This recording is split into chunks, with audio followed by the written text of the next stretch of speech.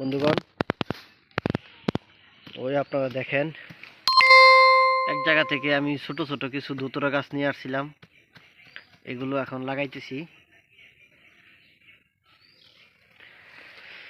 অনেক কবিরাজ ভাই আছেন যারা এই ধুতরা গাছের শিকড়টা চান, অনেকে বিচি চান, অনেকে এটার যে বিচি হয় ওইটা চান।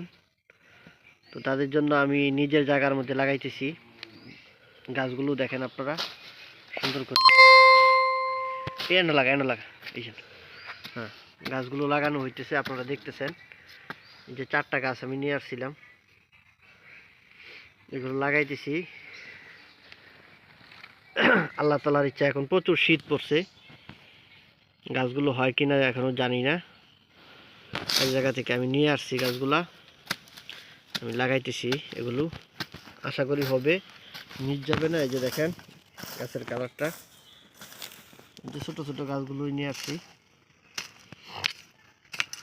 তো এই ধুতুরা গাছ, সাদা ধুতুরা গাছের শিকড় যদি কারো লাগে আপনারা আমার সাথে যোগাযোগ করবেন। এটার বিচিটা যদি লাগে আমার সাথে যোগাযোগ করবেন।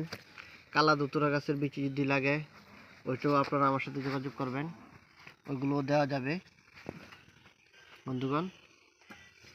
তো এগুলো আমি এখানে লাগাইলাম, আশা করি এগুলো বড় হবে।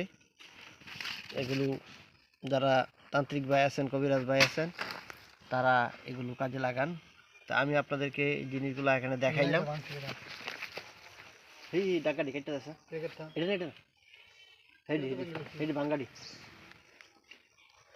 তো আপনারা গাছগুলো আমি আপনাদেরকে দেখাইলাম, সুন্দর। এখানে লাগানো হইল কয়েকটা গাছ, আশা করি গাছগুলো হবে, বড় হবে।